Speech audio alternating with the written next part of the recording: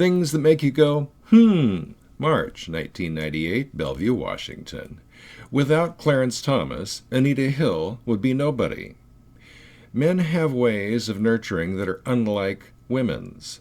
Ways which are special, unique, and as important to children, family, women, men, and community as women's ways are.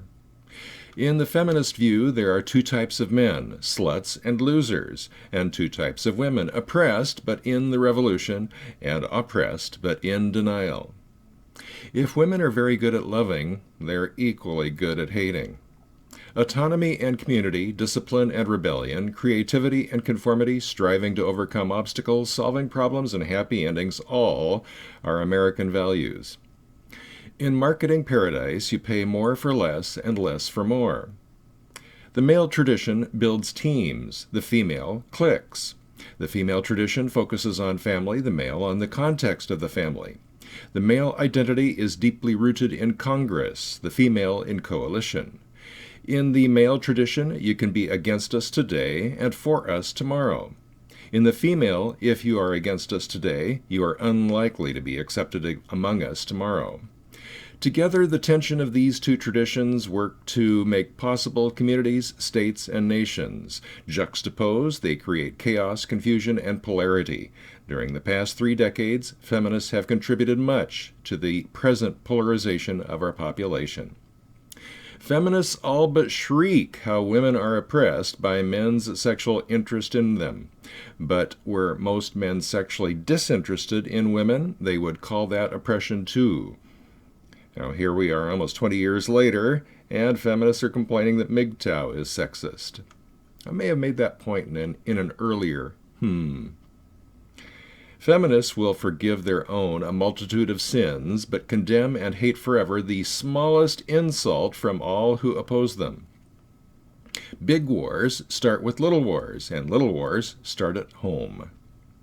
With rare exceptions, you can count on a newspaper's lack of integrity. According to public service announcements on TV, quote, every 2 hours a child dies of a gunshot wound, close quote. What they don't tell you is most of those children are teenage gang members, and most of them live in cities that have harsh gun control laws. Many are afraid we are living in the last days as foretold in Christian mythology, but many more are afraid these are not the last days, and they will despair when life goes on. Remember, that was 1998. We were looking forward to the year 2000 when the world was supposed to come to an end. And then 2012, when the world was supposed to come to an end. I've lost track. More than 25 years of affirmative action have failed. Proponents of affirmative action say the answer is more of the same. We should remind them, however, that one definition of insanity is expecting different results from the same action. Billionaire media mogul Oprah presents herself as a persecuted proponent of free speech. That would explain why she has twice kicked the soft-spoken George Gilder off her show. If women are more likely to feel unhappy with how they look, then why are men more likely to exercise? The answer, women are more likely to complain and express vulnerability because vulnerable women and invulnerable men get love. By feminist logic, women are oppressed by their dogs because they walk behind the dog. Those who evince the greatest dedication to diversity are frequently the most intolerant.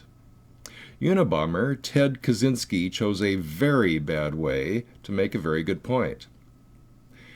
Back in 1998, the website for the Totem Council Girl Scouts in Seattle started with, quote, through a safe, all-girl environment, close quote, which, of course, implies that co-ed environments are unsafe for females. We can only imagine the public outcry were a Boy Scout website to say anything like, through a safe, all-boy environment. When men can no longer support women, women will have to fend for themselves or depend on the state, which would suit the feminist agenda just fine. While a woman who has any trouble getting a job is oppressed by the evil patriarchy, a man who has problems finding work is a loser. When a man is jealous, it's evidence of his patriarchal obsession with controlling and dominating women. When a woman is jealous, it's evidence of a neediness and vulnerability caused by her subjugation under the patriarchy. Poor women. When a woman or powerful man is vulnerable, it's endearing. When an average Joe is vulnerable, it's pathetic or played for a laugh.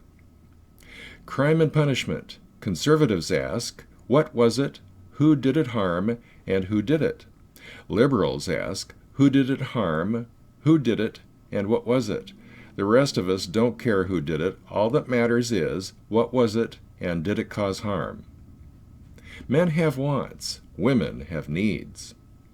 Most people choose to live a life that doesn't matter because complacency is easier and more comfortable than doing something meaningful.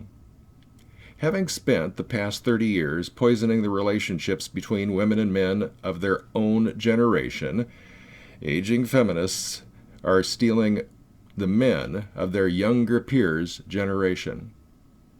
A single step can start an avalanche. It's always easier to let someone else make the first move. It's easier to blame and shame than to love and accept. Feminists now define good nature as an underdeveloped sense of humor. Using credit cards as a way of life puts creditors in the control of your life. Since when have bigotry and prejudice been characteristics of enlightenment? Anybody who says all the good ones are married or gay really means they are unable to recognize a good one who is still available. For the Backlash at Backlash.com, my name is Rod Van Mechelen.